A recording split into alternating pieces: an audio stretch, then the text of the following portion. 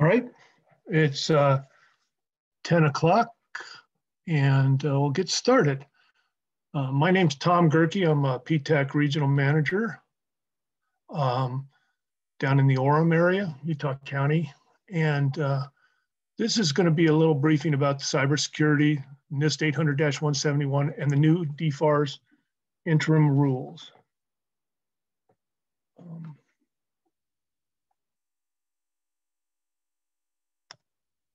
So a quick look. With the interim rules, DoD is phasing in the rollout of CMMC.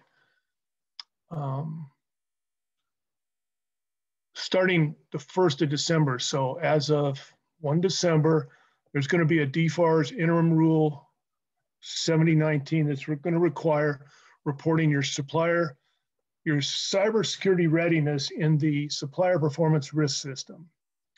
And this DFARS 7019 is going to be applicable to all contracts. So what's going to happen is after November 30th, your contract will have the 7012 clause in it, and we'll also have 7019, 7020, and 7021. 7019 is the one that's going to require that you report your readiness into the supplier performance risk system. So this is just a little background. And what it's doing is telling you that it's the way they're rolling this out is not as overwhelming as it first appeared. As you can see, the projected CMMC rollout is phased in from basically from 2021 to 2025. So you've got a little time to prepare for CMMC if that's in fact the kind of contracts you're going to be dealing with and that you're going to have to meet the requirements of the CMMC. This is a little breakout of the number and percentage of contractors are going to have, they anticipate having to meet the different levels. It's not a huge number for level 1. Well, I'm sorry, it's not a huge level for level 3, but it's going to be, if you do that kind of work with the government, you're going to end up having to reach level 3. And level 3 is going to require some work on your part, more so than level 1, of course. So the whole thing is that they put 7012 in the contracts, but they weren't consistently, it didn't appear that it was consistently being implemented. And so now they're going to ask all contractors to do a compliance assessment using the 800-171 assessment methodology.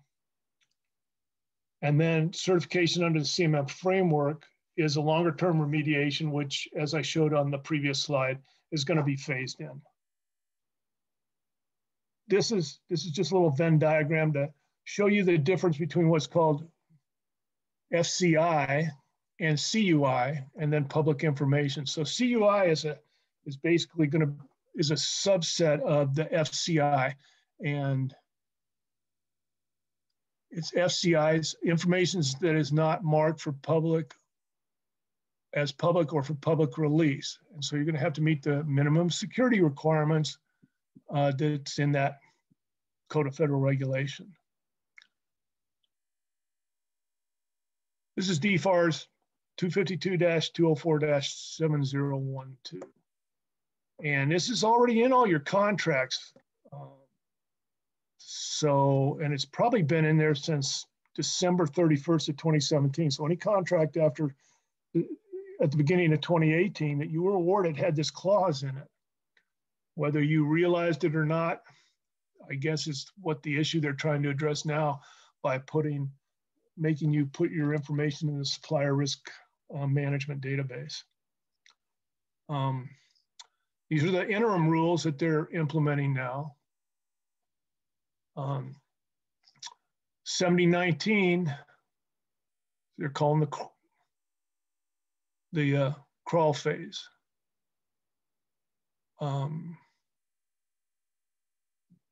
Walk phase is going to require access to your facilities and systems. And then 7021 is going to require that you implement the CMMC requirements.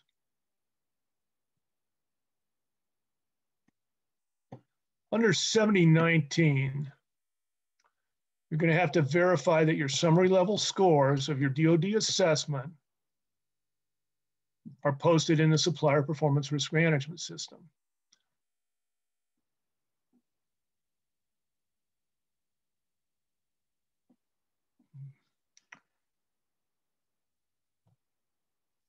The rest of them are just really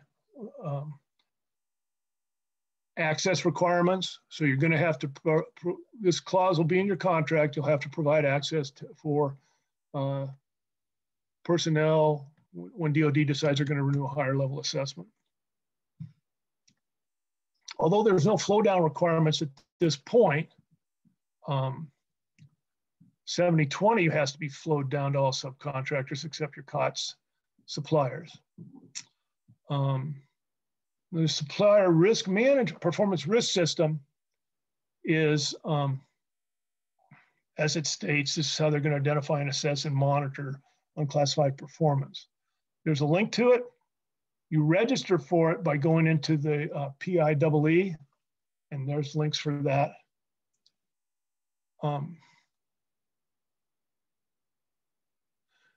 So when you go in to register, there's a link here for the quick entry guide. You register, you have to have a cyber vendor role, and you'll see that there's an SPRS icon after you log in, and then you select the 800-171 assessment link. In the basic assessment, you're going to have to complete 6 fields: system security plan, name, the cage code associated with that plan, a brief description of the plan, date of the assessment, your total score, and the date a score of 110 will be achieved. Now that 110 is 110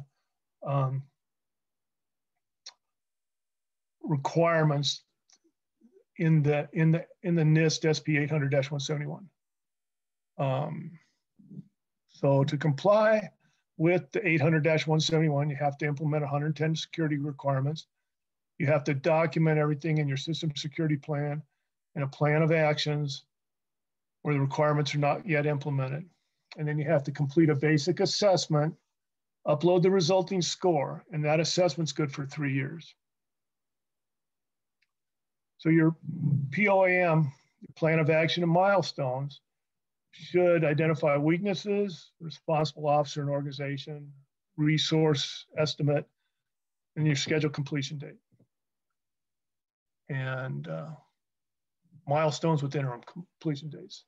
How you identify the weakness and the status of addressing that weakness. Now the assessment you can access, there's an assessment methodology on Project Spectrum IO. And Project Spectrum is a DLA funded organization. So there's no fee for using it. They have a lot of information on their website. And they do have an assessment checklist that's interactive, and you fill that out, and then it'll give you your score, and then that score you can upload into the supplier risk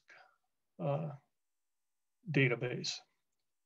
These are examples of the CMMC level 1 controls that you have to implement. Things like access control, which is basically, passwords for your computer, a lock on a door, identification of your personnel in the building. And it goes through these other ones that I can give you some examples of what they are in the following slides. So for access control, these are the 4 that you need to implement. And these will all be highlighted in the DoD assessment on that Project Spectrum website. And you go through and answer these questions. These are the ones for identification and authentication, about passwords, And these are all things that you're going to have to document in your system security plan, how you address each one of these. And as you can see, the answers here, what to do, it's not at this stage, not a difficult thing. It kind of, it leads you right through what you need to do. And most of them are pretty straightforward. Media protection, how you sanitize or destroy information system media, shred physical documents, data erasures, things you probably should be doing anyhow. Physical protection, these are, escorts, audit logs, control and manage physical access devices. Systems and communication protection, how do you monitor and control your organizational communications? Do you have firewalls? So this is a little more in depth, but you can see that if you have a IT guy or IT support, these are things that they'd be doing for you. Tom, Celeste asks if this is for everyone working with DoD or DLA, even for people off base, like deliveries for supplies, etc. Every person, every company with a DoD contract is going to have to meet the requirements of 7012 and document them in that supplier risk system. So 7012, 7019, and 7020 will be in every DoD contract after November 30th. Perfect, thank you. So what do you need to do? You really need to select someone, a focal point within your company to drive this effort. You need to review and complete the checklist provided by Spectrum IO. You need to review the NIST handbook. And then I put in a link here to AACQ OSD that's a copy of the assessment methodology. And it's about a 20-page document that goes into depth about the levels of assessment and the scoring methodology and how you're going to document your assessment results. There's a link to the Project Spectrum assessment, the compliance tool. You complete that online assessment and you upload your answers to the SPRS. There's a couple different ways to submit your assessment, but the easiest way is going to be to upload it to SPRS via the Procurement Integrated Enterprise Environment. There's a link on the SPRS homepage with a quick entry guide for how you enter your assessment scores. These are your PTAC regional managers. I just threw them up there. If you have any questions, you want to funnel through them. For a recap though, to comply with the 800-171, you have to implement 110 security requirements. You have to document a system security plan and a plan of action. You have to do a basic assessment, which is a self-assessment done by you, the contractor. And then you have to tell the DoD what your assessment was, your self-assessment.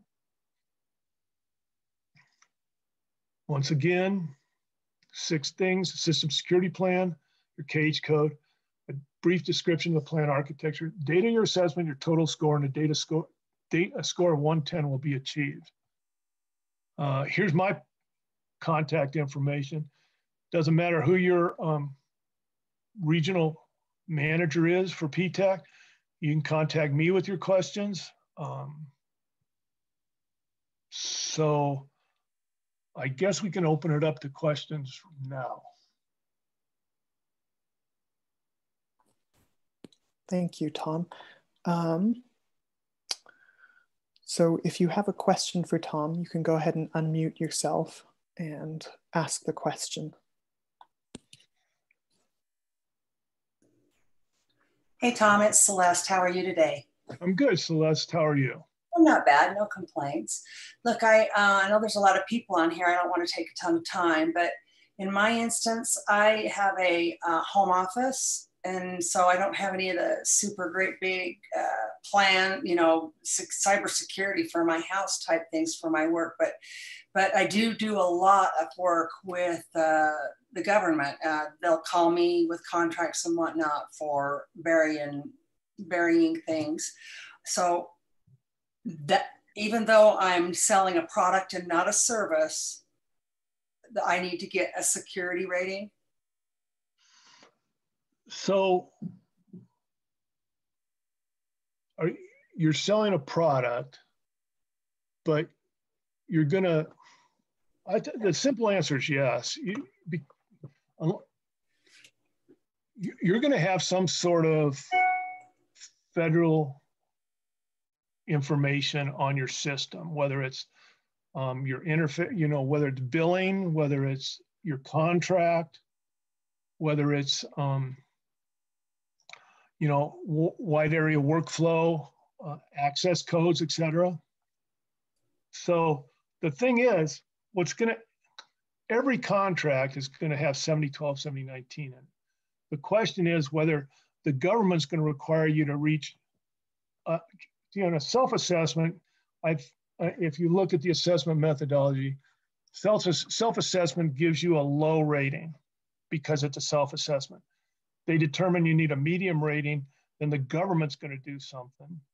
And a high rating, the government's going to come out to your facility, actually to your facility. So when it comes to CUI, which is the next level up, and may require implementing a CMMC level 3, which is down the line, that CUI is going to be identified in your contract. So at this point, unless you're, well, as far as I'm concerned, you're going to have 7012. You might want to look in the contracts you have right now and see if 7012 is in those contracts. Yeah. I'm sure the 7012 will show up in many of them. Yeah. My second follow-up question to that is, I have delivery drivers all over the country. Are my delivery drivers going to have some sort of some, you know, or everybody else's subs that they hire for individual contracts, like, you know, this, that, or the other? Is it the carrying company, the company that gets the contract? Do our drivers, our independents need to have some sort of a push up or what? So 7012 flows down. The question is, what do your subcontractors deal with? And right now, the way this works is that when it comes to CMMC, I understand it a little bit better in that your subs have to have this, meet the flow down requirements. So can a prime contractor extend an enclave so that your subs are always working in the prime contractor's system and not on their own system? I mean, so I guess the question you're asking is, so you hire maybe a 1099 delivery driver? Is that what you're? Actually, no. It's part of on my end. I would say an air base like Wright-Patterson's going to need 44,000 gallons of product, and I have tanker drivers go in there. They go in with their trucks. They hook up to the tanks. They take their hoses and unhook and offload. It's a thing. But I can see them going, no, I ain't gonna do that. And they're not employees then, right? No, They're not. They're the company that owns products that I work for around the globe. I sell, you know, I'm an independent contractor of theirs. You're a broker. Yeah. Basically. Yeah. Let me do some research and get back to you on that. I appreciate that. Thanks. And sorry guys for taking up all the time. Oh no, it's always good to share. Any other questions? Y'all are already doing this then? Hey, Tom, sorry, I have a question for you. Uh-huh. So I saw that there's some things that were applicable for those doing or that they're selling a COTS product and those that aren't selling a COTS product. So the product that we have is, it's labeled as a COTS product. So is the NIST 800-171 the only applicable item for our company?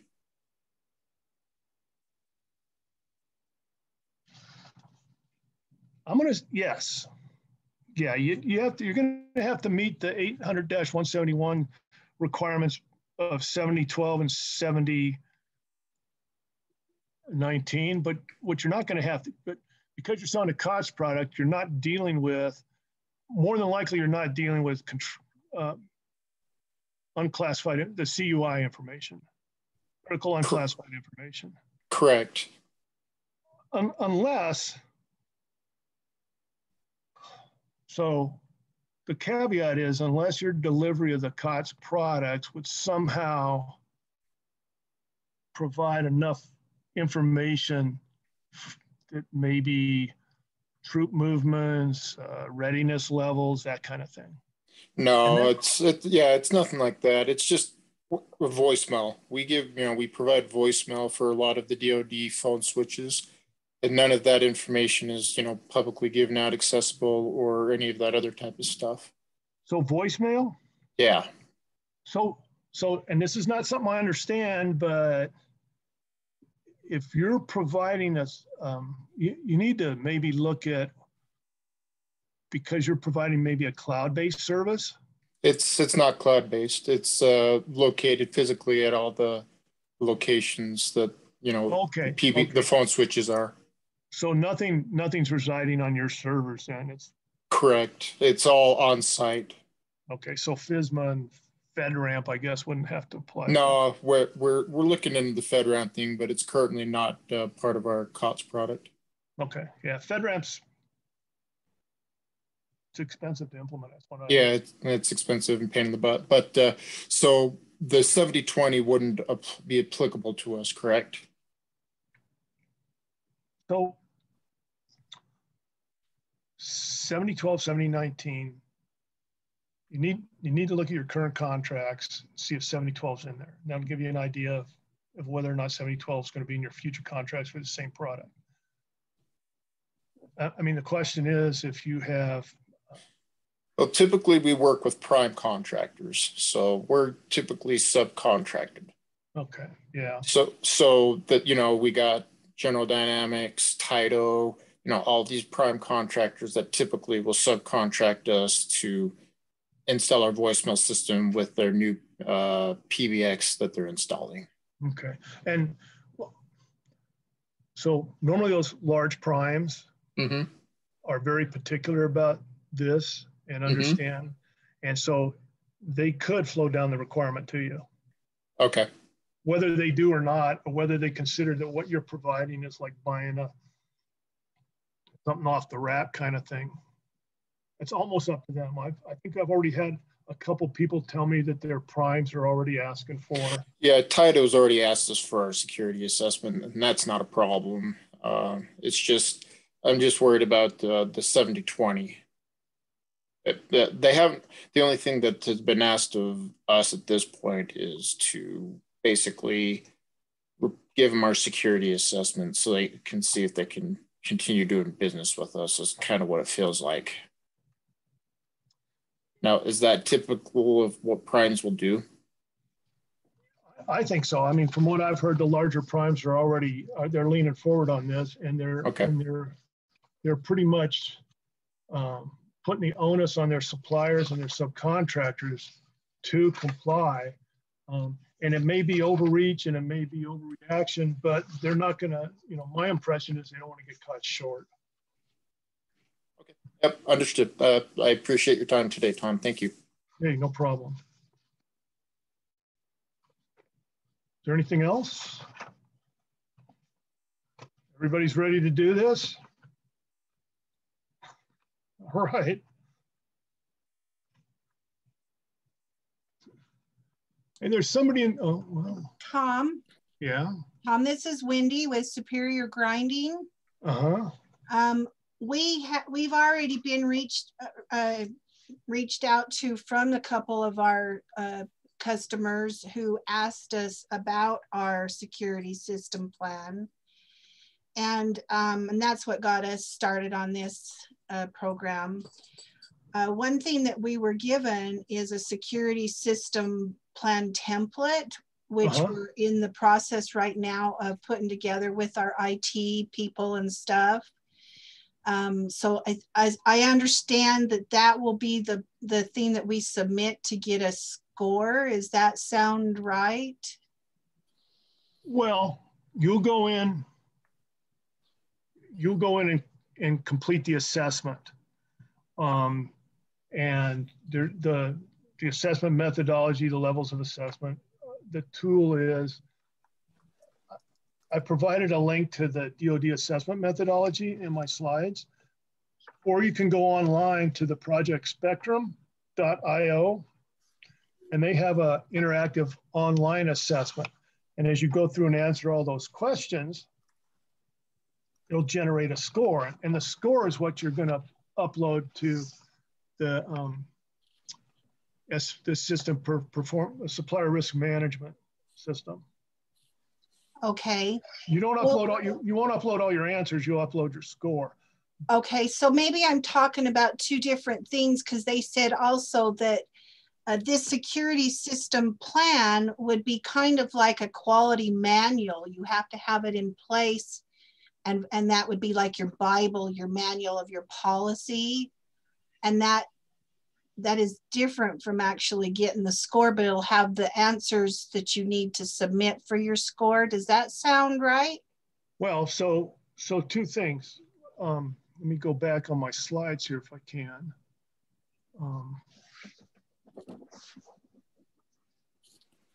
So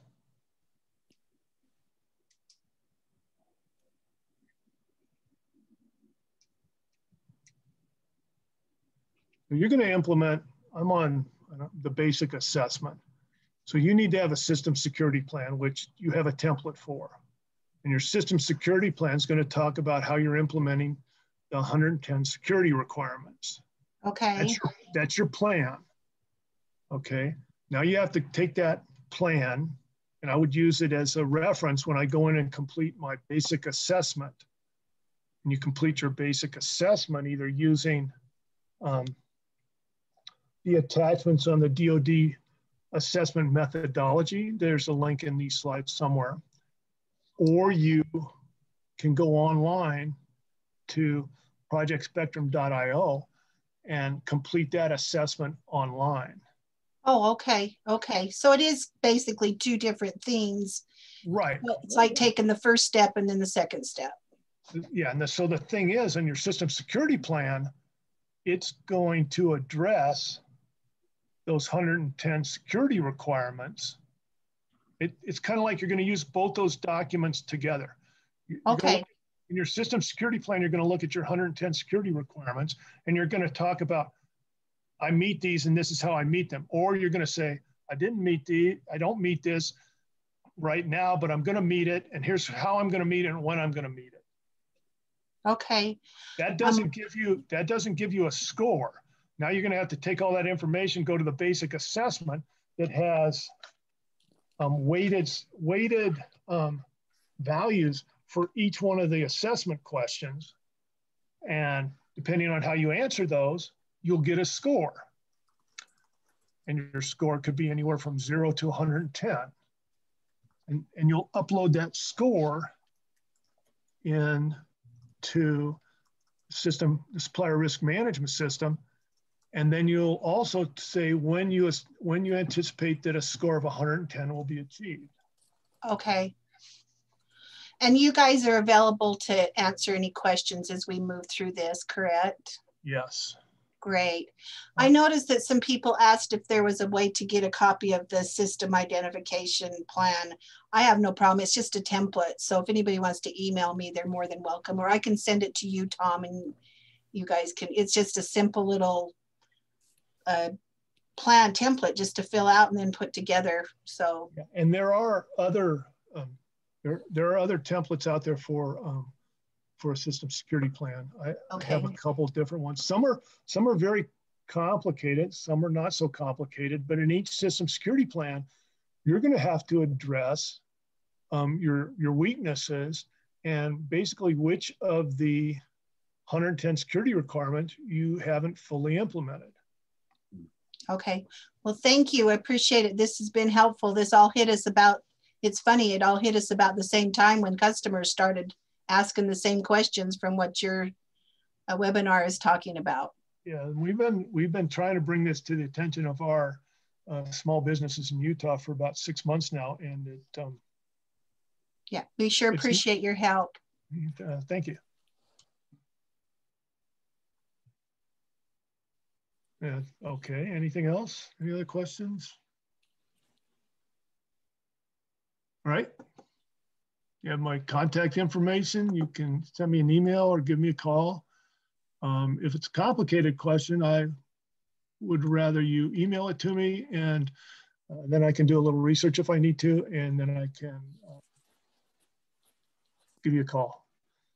All right, well, thank you for joining us today.